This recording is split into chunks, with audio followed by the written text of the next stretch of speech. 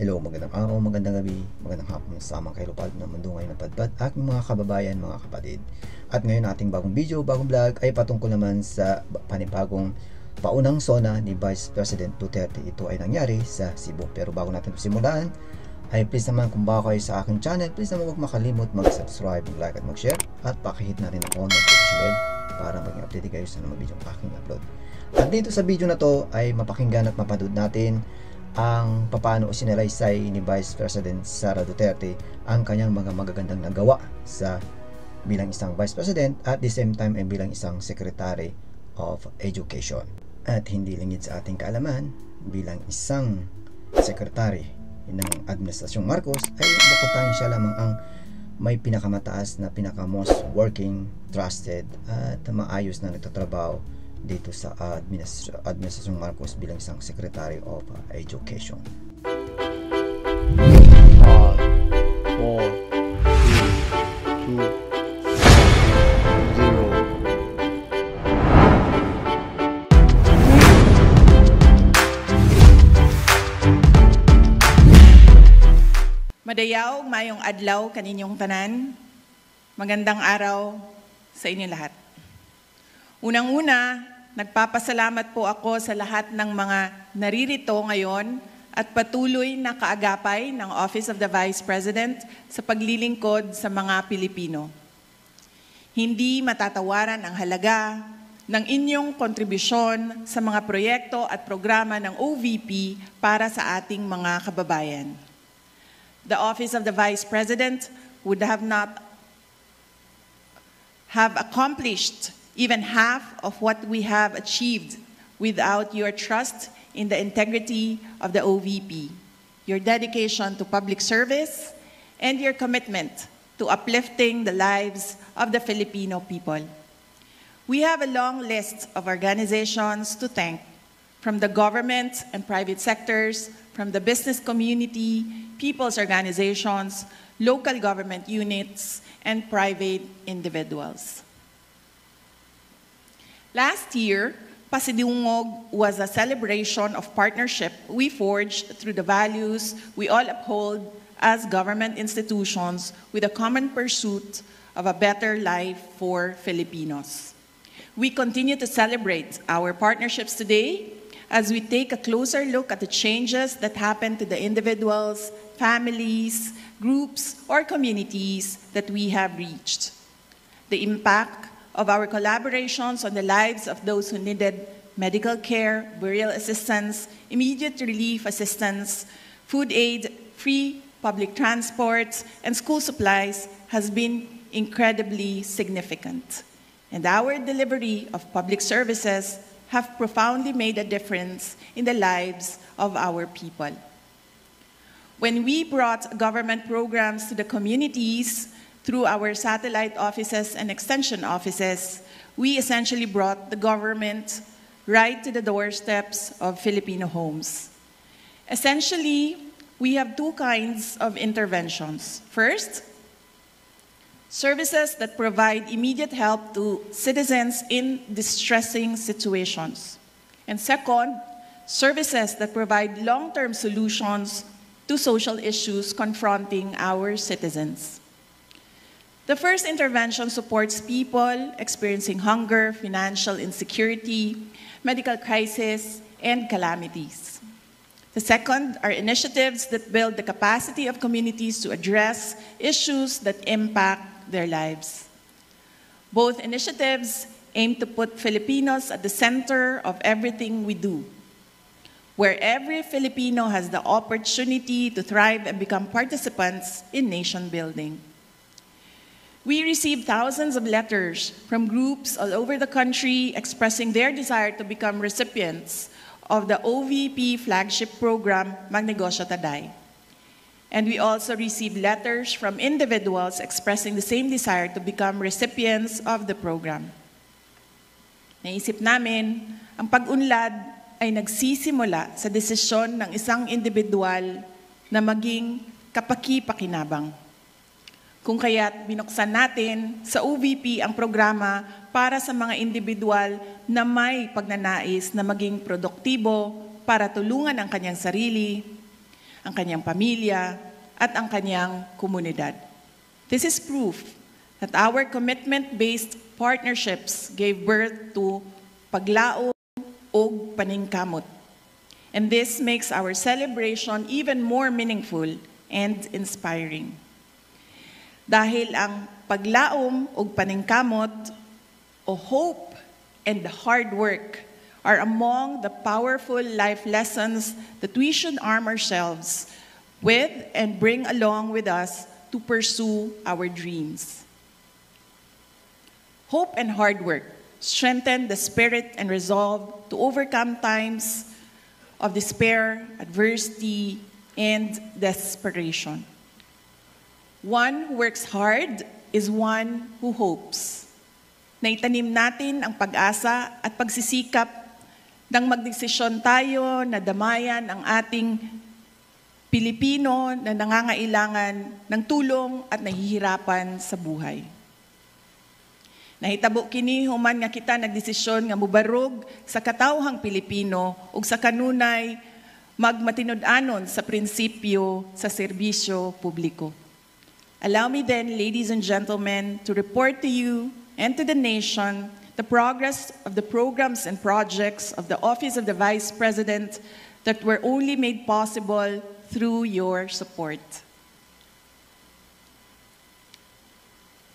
The Office of the Vice President continues to reach millions of financially challenged families needing medical assistance. The Medical Assistance Program is the top OVP social service for Filipinos. In April 2023, we reached 22,970 Filipinos. From May 2023 to April 2024, our satellite office and OVP Central Office focused on enhancing our efficiency to support more Filipinos needing medical assistance. As a result, by April 2024, we quadrupled our reach and assisted 119,234 individuals. One of our beneficiaries was a boy from Eastern Samar. The 5-year-old boy had cerebral palsy, and his family's lack of financial security made the boy's medical situation even more challenging for them. His mother, Christine, sought our help through the OVP Eastern Visayas Satellite Office. His daily struggle living with cerebral palsy is shared by a family that constantly worries about the risk of him acquiring life-threatening respiratory health conditions. We donated a set of equipment that addresses the boy's respiratory issues. The best that we can do is to ensure that breathing becomes less difficult for him. With an increased reach, our medical assistance program disbursed 1 billion pesos in contrast to just 236 million pesos in April of last year. We thank our partner hospitals, pharmacies, and other social service providers for the success of our program. In April 2024, over 30,000 families accessed our burial assistance totaling 150 million pesos. Compared to last year's period, the program only assisted 6,175 families utilizing 30.8 million pesos. The 400% increase indicates a substantial expansion in the reach and impact our burial assistance program. What started with a single beneficiary, we now have 12 people's organizations who are beneficiaries of the Magnegosyo Taday program. Nakakatuwa ang kwento ng mga benepisyaryo natin. Makikita natin sa kanila ang likas na tibay ng loob ng mga Pilipino para lumaban upang magtagumpay sa harap ng mga pagsubok sa buhay. Katulad na lang ng kwento ng mga miyembro ng Barangay Habag Fisher Folks Association sa Surigao del Sur. Mahirap ang kanilang buhay. May mga anak na pinag-aaral. Walang ibang pinagkakakitaan kundi ang pangingisda. Ngunit, hindi organisado ang mga mangingisda ng barangay. Kanya-kanya ang kanilang operasyon. Kanya-kanya rin sila sa pagharap ng mga problema at paghahanap ng solusyon. However, it only takes one person to initiate change. Isa si Danilo sa naglakas ng loob na hikayatin ang mga kapwa mangingisda na magtatag ng grupo. Alam ni Danilo na kapag organisado, maraming oportunidad ang magbubukas para sa kanila. At matapos nilang itatag ang Barangay Habag Fisher Folks Association, hindi lamang oportunidad ang nagbukas sa kanila, kundi pati pag-asa. Ang kasanatian sa Barangay Habag Fisher Folks Association nagpakita kanato sa pagtubo sa kooperasyon sa mga miyembro sa komunidad ug ang pagkusog sa ilahang maayong pagtagad sa usag-usa. Ang Barangay Habag Fisher Folks Association karon ang nag-unang supplier og isda sa ilang lugar ug mga sikbit nga barangay.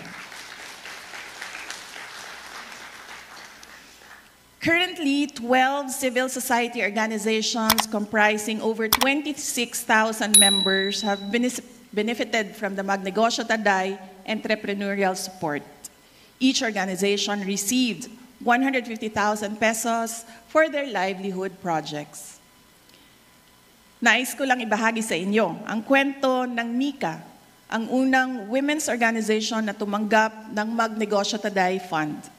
Ang mga miyembro ng Mika ay nagkapagkita sa akin noong Marso para ipaabot sa OVP ang kanilang pasasalamat sa kanilang narating 2 taon pagkatapos nila naging recipient ng programa.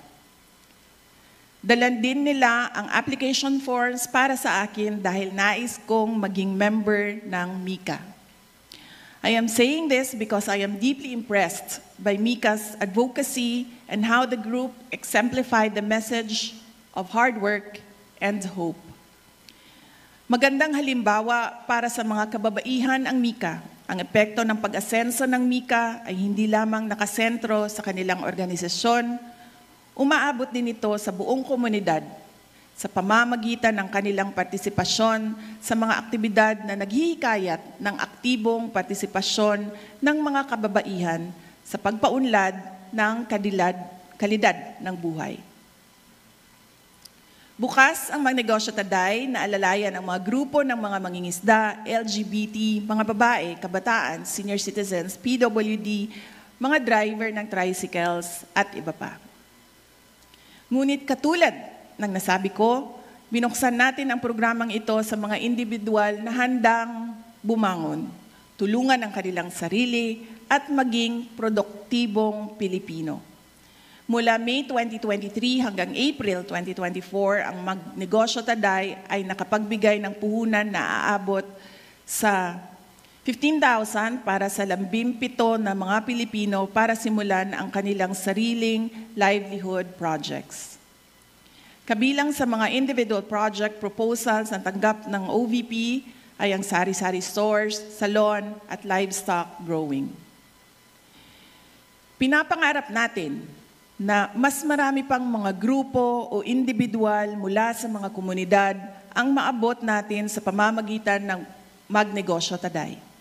At OVP, we empower people to empower communities. And empowered communities build a strong, peaceful, and stable nation. Our Libreng Sakay program has assisted 735,202 Filipinos from May 2023 to April 2024. Since we started this project in 2022, we have already provided free transport services to 1.1 million Filipinos.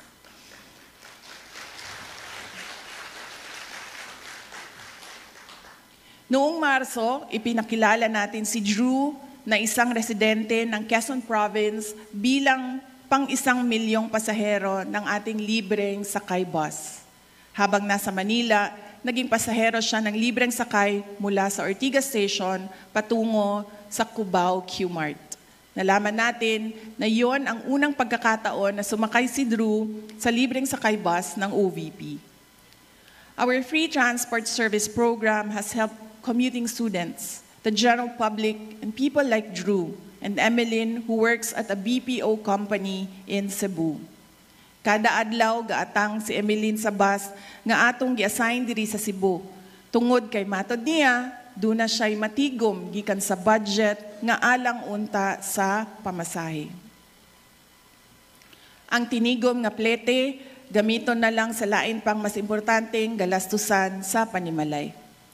Mayroon na tayong 7 bus na nagbibigay ng libreng sakay sa ating mga kababayan sa buong Pilipinas. Isa sa Bacolod, Cebu at Davao at 4 naman sa Metro Manila. Partner natin dito ang mga jackliner sa NCR, Vallecar Transit sa Bacolod at Cebu at Bachelor Express sa Davao. Daghang salamat sa inyong suporta ug tabang dili lamang sa OVP kundi sa atong mga nanginahanglan na katawhang Pilipino. Isa rin sa mga una nating ginawa noong 2022 ay pagpasok natin sa OVP ang pagtatayo ng Disaster Operations Center o DOC.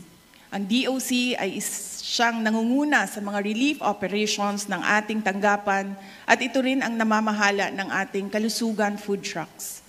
May mga From May 2023 to April 2024, the DOC conducted 92 relief operations which served 205,692 families all over the country.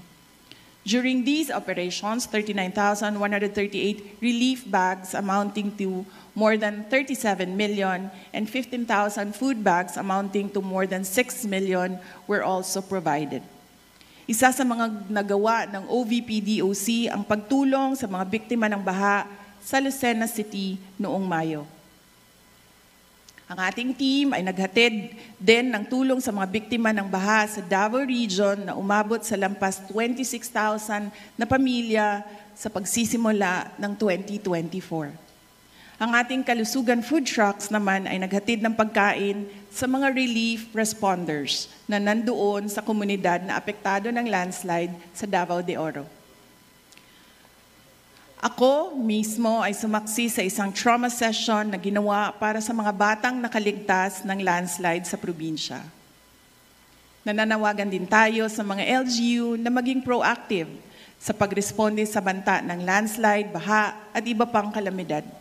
Kabilang na dito ang paglilipat ng mga kababayan mula sa mga disaster risk areas sa mga ligtas na lugar. Maraming salamat sa mga satellite offices na nasa front lines para masiguro na maayos ang paghahatid natin ng tulong sa mga biktima ng mga kalamidad. Samantala, ang ating RISE program ay nakapagbigay naman ng 22,311 food bags sa mga kababayan natin na nahaharap sa krisis at higit na nangangailangan ng madaling tulong.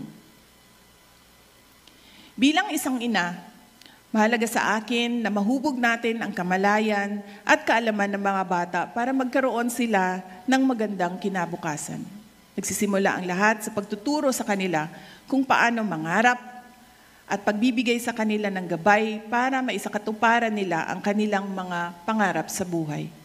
Sa OVP, tinitiyak natin na kabilang sa mga programa ang para sa mga kabataan. To encourage Filipino learners to value education and environmental stewardship, OVP has distributed more than 186,000 bags containing school supplies and dental kits through the Pagbabago, A Million Learners and Trees campaign. We aim to distribute 1 million bags and plant 1 million trees by 2028. Through the program, we planted more than 266,000 trees from Luzon, Visayas, and Mindanao. Dako ang paghinaot sa tabang sa mga partners ug sa panguna sa mga satellite offices nga makabuot nato ang atong mga targets. Naniniwala ako at base na rin sa mga sigla at tiyaga ng ating mga satellite office staff at partners mula sa iba't ibang ahensya ng pamahalaan, kabilang na ang DNR, DepEd, Armed Forces of the Philippines, Philippine National Police, NGOs, community groups, church organizations, at mga advocates, magagawa natin ito. Umabot na nga tayo sa iba't ibang liblib na lugar ng Luzon, Visayas at Mindanao para sa ating programa. Narating natin ang mga conflict areas ng UPI sa Maguindanao sa pamamagitan ng ating satellite office sa BARM. Dahil dinadaanan ng maraming giyera, hirap sa pag-aaral ang ating mga kabataan sa lugar. At alam natin na nagiging mas vulnerable ang mga kabataan sa mga conflict areas kung hindi natin sila nabibigyan ng atensyon at tulong.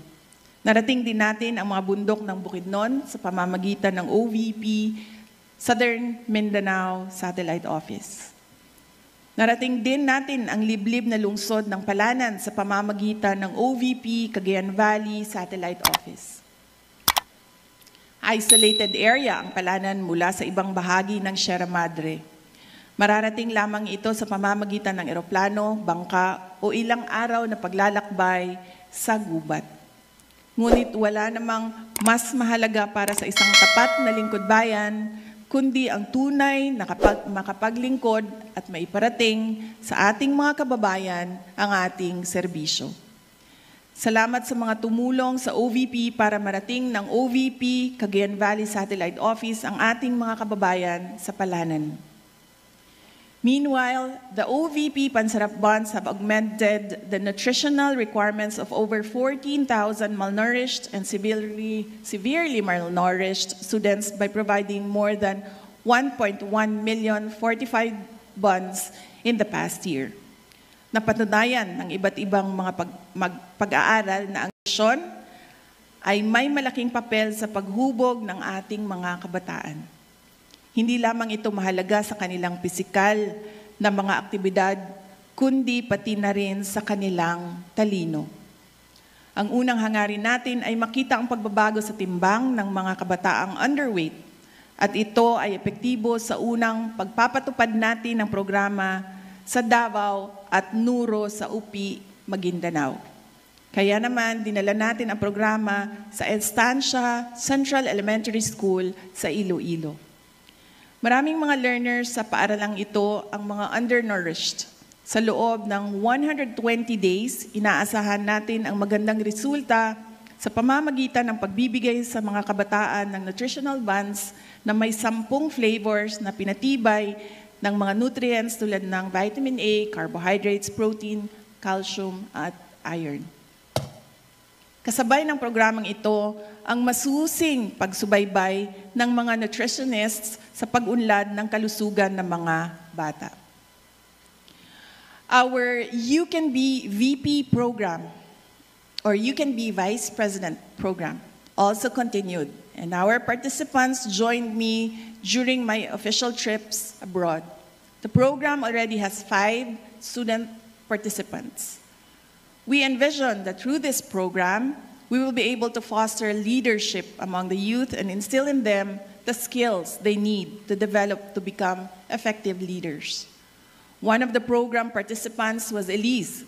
She embodies someone who knows what she wants, but also knows that she must work hard to get it.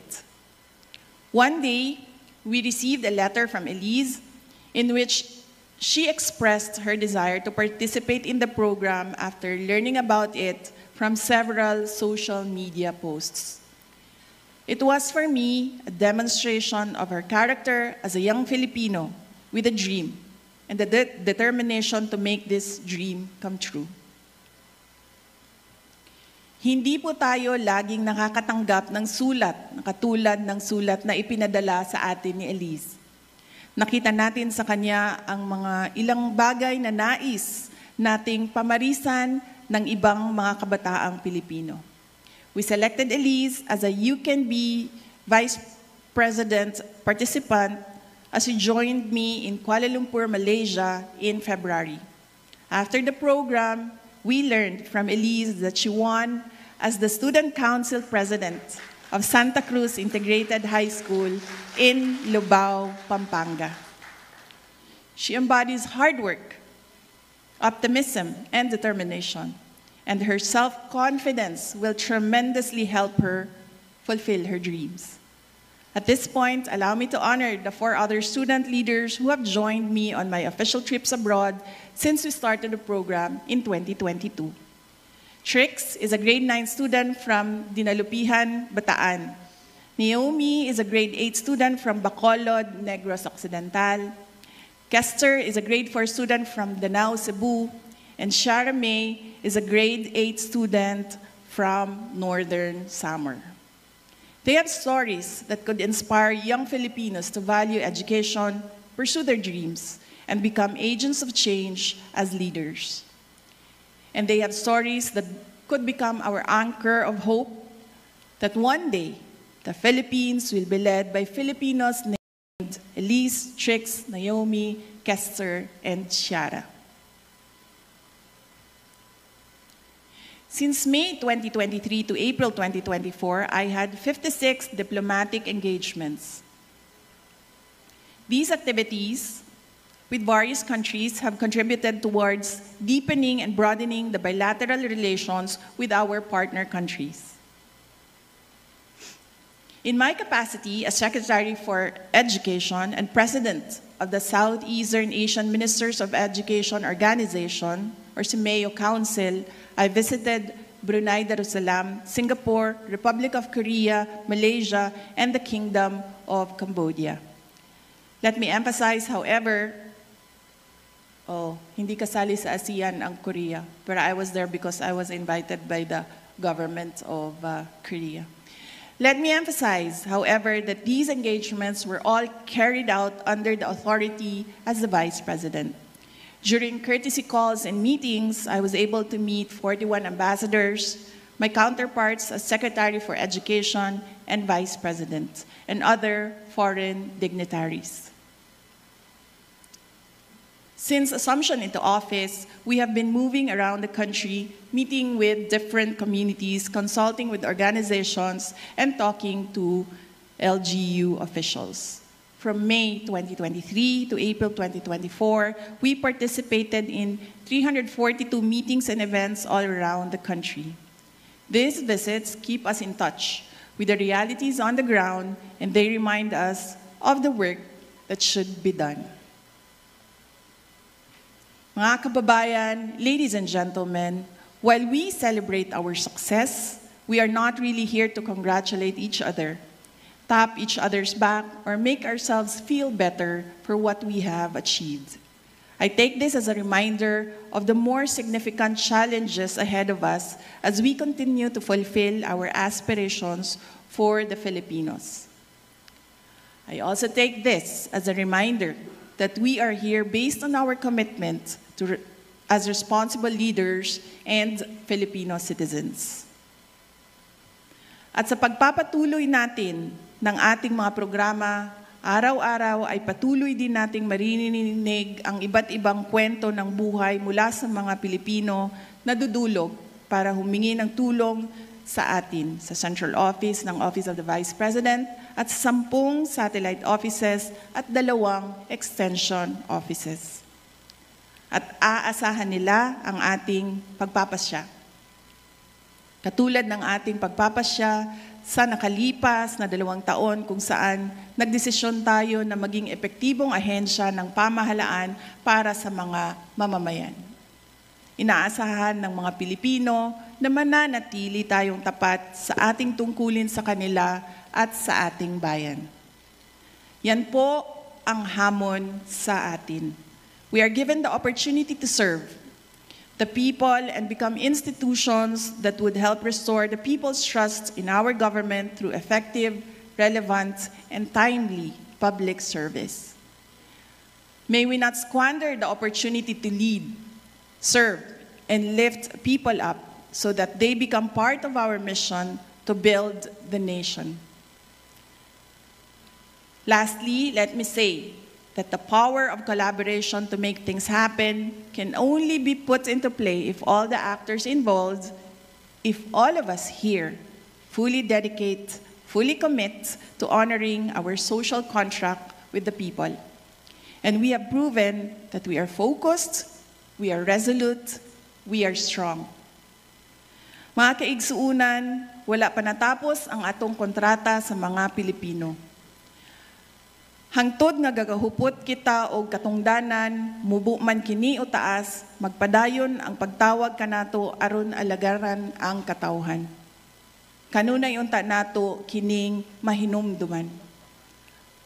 Og sa kanunay, unta kita magpabilin nga mga leader ug mga taong gobyerno nga galantaw sa kaayuhan sa mga Pilipino.